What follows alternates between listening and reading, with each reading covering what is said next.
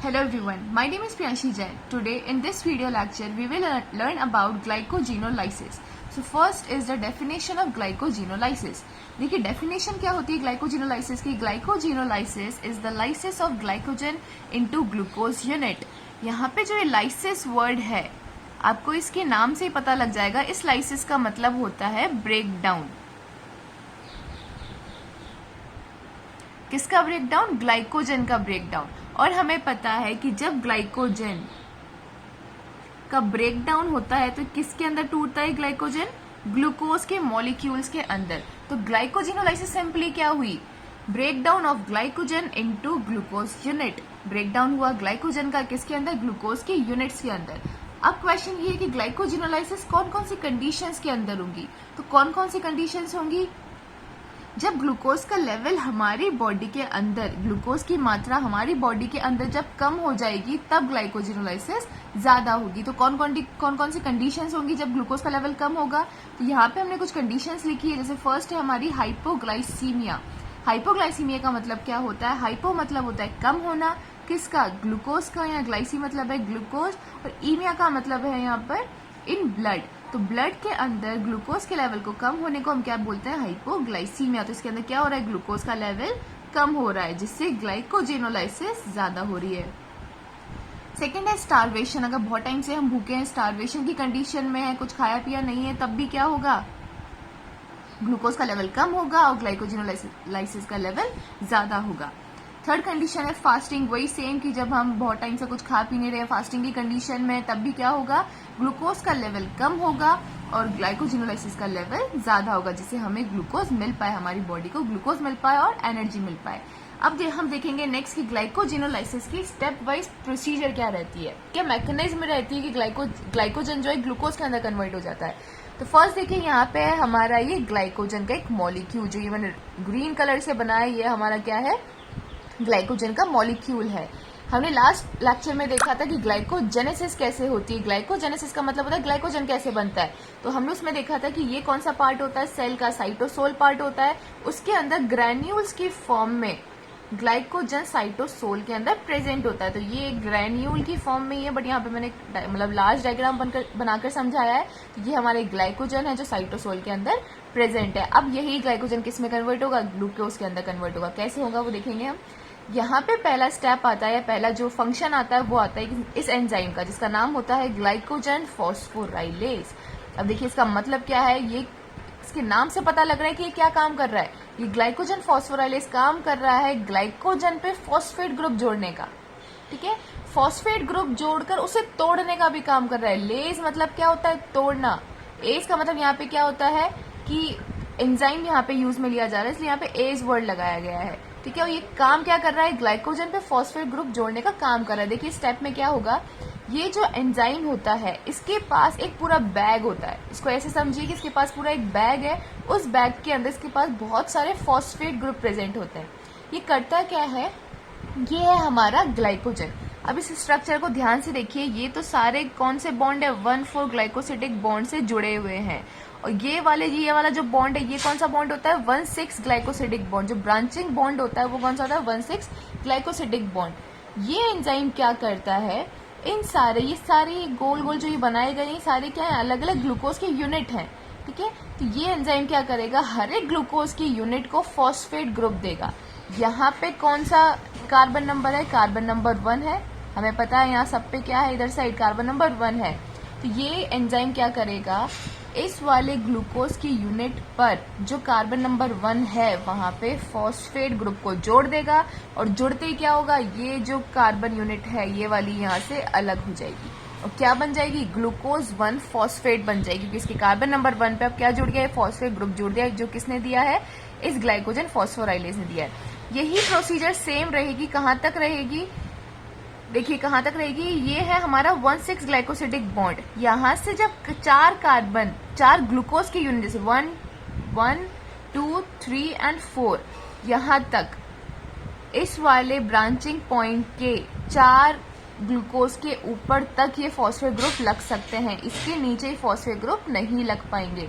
ये phosphate group को जोड़ता जाएगा. कहाँ तक? यहाँ तक ही जोड़ पाएगा, इस वाले पॉइंट तक. मतलब ये 5 ग्लूकोज की यूनिट्स तक फॉस्फेट के ग्रुप को जोड़ पाएगा। तो यहाँ पे देखिए मैंने क्या लिखा है कि यहाँ पे जोड़ने के बाद, ये जस्ट एक एग्जाम्पल है, यहाँ पे 5 कोई फिक्स नहीं होता है, डिपेंड करता है कितने ग्लाइकोजन कितना बड़ा है, उसकी चेन कितनी बड़ी है, कितने यहाँ पे ग्लूकोज के मॉलिक्यूल लगे हैं।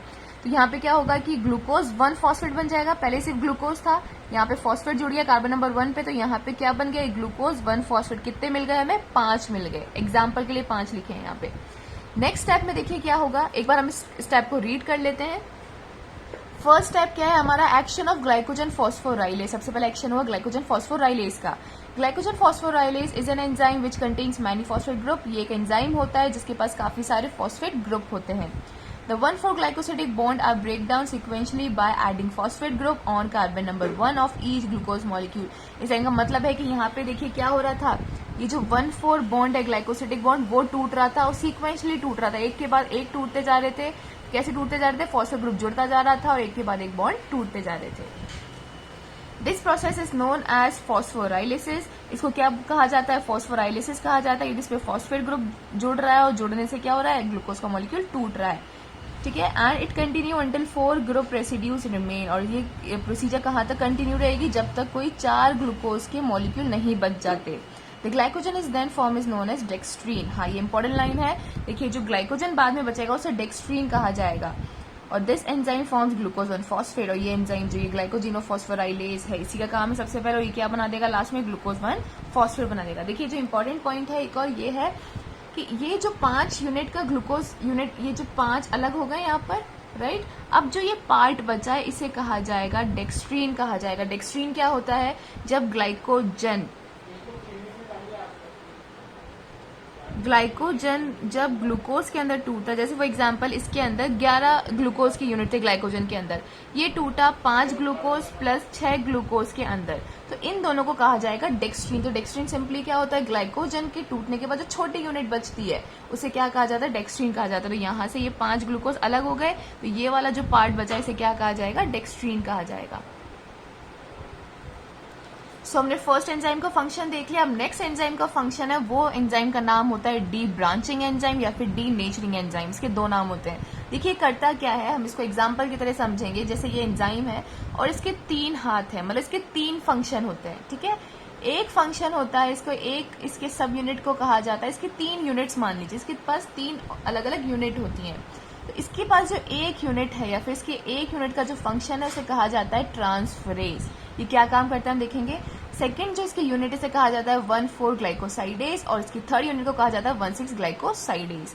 इसको ये समझिए कि इसके 3 हाथ है, तीनों हाथ अलग अलग काम करते हैं और उनके फंक्शन के हिसाब से इस हाथों का नाम रखा गया है। तो देखिए सबसे पहले क्या होगा, सबसे पहले होगा यहाँ पे हमें पता है कि कौन सा बॉन्ड होता है, 1,4 ग्लाइकोसिडिक बॉन्ड होता है। तो ये वाला हैंड जो है इसका 1,4 ग्लाइकोसाइडेज, वो क्या करेगा, यहाँ से ग्लाइकोसिडिक 1,4 बॉन्ड को तोड़ देगा। आया समझ का फर्स्ट फंक्शन क्या हुआ। सेकंड होगा इसका 1,6 सेकंड इसका जो फंक्शन आएगा वो आएगा ट्रांसफरेज का काम आएगा। ये ट्रांसफरेज क्या करेगा, ये जो यहाँ से ग्लूकोज यूनिट टूटी है ना, इस यूनिट को यहाँ से उठाएगा, इन पूरी इस चेन को यहाँ से उठाएगा, यहाँ से टूटी है, इस पूरी चेन को यहाँ से उठाएगा और उठाकर ये इसको यहाँ ट्रांसफर कर देगा। ये वाले ग्लूकोज यूनिट तो यहाँ से हट चुके हैं, ये बन गए ग्लूकोज 1 फॉस्फेट, यहाँ से अब खाली है, तो यहाँ से इसको उठाएगा और यहाँ पे लाके ट्रांसफर कर देगा। इधर से ब्रांचिंग पॉइंट से उठाया और इस लीनियर यहाँ पर इस स्ट्रक्चर पे लाके रख दिया। इसका काम है ट्रांसफर करने का, इसलिए इसका नाम पड़ा है ट्रांसफरेज। इसने 1,4 बॉन्ड को तोड़ा था, इसलिए इसका नाम पड़ा है 1,4 ग्लाइकोसाइडेज। दोनों का फंक्शन समझ आया। थर्ड है हमारा 1,6 ग्लाइकोसाइडेज। अब देखिए नाम से पता लग रहा है क्या काम करेगा। अब लास्ट यहाँ पे जो पॉइंट बचा है तोड़ने के लिए वो कौन सा बचा है, ये 1,6 ग्लाइकोसिडिक बॉन्ड बचा है। तो 1,6 ग्लाइकोसाइडेज क्या करेगा, इस 1,6 ग्लाइकोसिडिक बॉन्ड को तोड़ देगा, जिससे क्या होगा, ये भी यहाँ से टूट जाएगा। अब क्या आएगा, ये ग्लाइकोजन, ये भी यहाँ से टूट गया, तो यहाँ पे कोई ब्रांचिंग पॉइंट नहीं बचा। तो ये फॉस्फोराइलेज की अब लिमिट खत्म हो गई। पहले इसकी लिमिट क्या थी कि जहां पे ब्रांचिंग पॉइंट होगा उसके 4 ग्लूकोज के ऊपर तक ही आप क्या कर सकते हो, फॉस्फेट ग्रुप को जोड़ सकते हो, इसकी लिमिटेशन थी। बट अब ये यहाँ पे ब्रांचिंग पॉइंट ही नहीं बचा, इसने इसको बॉन्ड को ही तोड़ दिया, तो अब ये फ्री है कि सबको क्या दे देगा, फॉस्फेट के ग्रुप ये सब पे जोड़ देगा। तो यहाँ पे पहले ये जो 3 है उन पे जुड़ा ग्लूकोज 1 फॉस्फेट, फिर क्या हुआ, ये नीचे के 5 बचे और प्लस ये 1 और बचा, ठीक है। तो यहाँ पे सारे ये 5 पहले ही बन गए थे, ये 3 फिर ग्लूकोज 1 फॉस्फेट बन गए, फिर ये 5 बचे ग्लूकोज 1 फॉस्फेट और बन गए। टोटल हमारे पास यहाँ कितने बन गए, 13 ग्लूकोज 1 फॉस्फेट बन गए। ये मैंने एग्जाम्पल के लिए बताया है, हो सकता है यहाँ पे कोई मिस्टेक भी हुई हो, उसको इग्नोर करना, बस आपको एग्जाम्पल समझना है। एग्जाम्पल से ये समझना है कि पहले इन पे लगा फॉस्फेट ग्रुप, फिर इस पे लगा, फिर बाकी के बचे हुए पे सब पे लग गया। तो यहाँ पे हमें लास्टली क्या बन जाएंगे, काफी सारे ग्लूकोज 1 फॉस्फेट मिल जाएंगे। किसकी हेल्प से, डी ब्रांचिंग या फिर डी नेचरिंग एंजाइम की हेल्प से। अब हम एक बार इसको जल्दी से रीड कर लेते हैं। तो यहाँ पे जो एक्शन है सेकंड स्टेप पे, action of denaturing enzyme है या फिर डी ब्रांचिंग एंजाइम है। This enzyme consist of 3 active sites, के बाद 3 एक्टिव साइट्स होती हैं। पहली transferase, second 1,4 glycosidase and third 1,6 glycosidase. First है इसकी 1,4 ग्लाइकोसाइडेज। हम एक एक का फंक्शन देखेंगे। इसका क्या फंक्शन होता है, this enzyme break down 1,4 glycosidic bond attach on branching point of glycogen. ये क्या करता है, जो 1,4 ग्लाइकोसाइडिक बॉन्ड है उसको तोड़ता है, जो ब्रांचिंग पॉइंट पे प्रेजेंट है ना यहाँ पे 1,4 पे, उसको तोड़ देगा। ट्रांसफरेज क्या करेगा, this enzyme remove a group of some glucose unit attach on branch point and transfer to the another chain of glucose. तो क्या करेगा, जो यहाँ से टूटे उसको उठाएगा और यहाँ पे लाके ट्रांसफर कर देगा। 1,6 ग्लाइकोसाइडेज क्या करेगा, this enzyme break down the 1,6 glycosidic bond of branching point and release a free glucose molecule. ये क्या करेगा कि 1,6 को बॉन्ड को भी तोड़ देगा और वहां से भी फ्री ग्लूकोज मॉलिक्यूल्स को निकाल देगा।